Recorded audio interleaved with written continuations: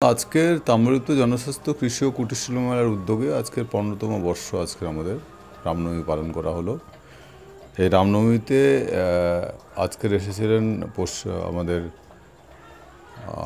Doctor Somen Kumar Mahapatra, তিনি এসেছিলেন, চিত্তরঞ্জন মাইতি এসেছিলেন, অসিত বরণ ব্যানার্জি এসেছিলেন, ভাইস চেয়ারম্যান সহ তমলুকের সমস্ত কাউন্সিলরবৃন্দ এসেছিলেন এবং বিশিষ্ট মানুষজন এসেছিলেন।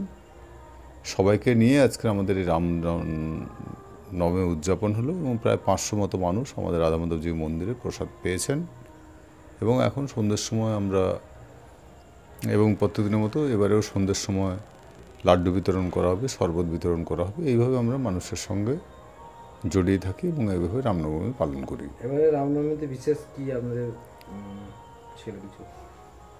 বিশেষ বলতে সকালবেলা শরবত বিতরণ হয়েছে এবং এখন এই সন্ধ্যের সময় শরবত বিতরণ হবে, লাড্ডু বিতরণ হবে এবং বিকেলে সাংস্কৃতিক অনুষ্ঠান আছে সন্ধ্যের সময়। আবার কালকেরও সাংস্কৃতিক অনুষ্ঠান রয়েছে।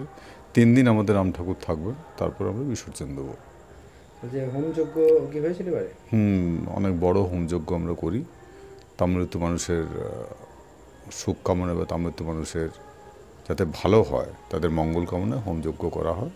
এটা প্রায় 6 ঘন্টা ধরেই হোমযজ্ঞ চলে। কোথায় হয়েছিল পুজোটা আপনাদের? ওই তাম্রলিপ্ত রাজময়দানে এবং এখনও আপনারা দেখতে পাবেন যে হোমযজ্ঞের বড় হোমকুণ্ডের মধ্যে এখনও আগুন জ্বলছে। মানে যারা রামনবমীতে এসেছিল কত মানুষের ভিড় ছিল এখানে? প্রায় 400-500 মানুষের ভিড় ছিল।